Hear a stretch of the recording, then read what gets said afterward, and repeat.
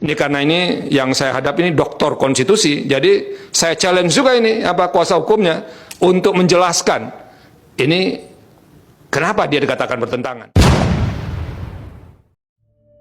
Karena jangan memaksa mahkamah untuk mencarikan argumentasi, enggak. Pekerjaan kami adalah menilai argumentasi yang diajukan oleh pemohon mengapa ini bertentangan dengan Undang-Undang Dasar 1945. Dan dari norma-norma itu sebetulnya hanya baru menempelkan pasal konstitusi, belum menguraikan pertentangan itu.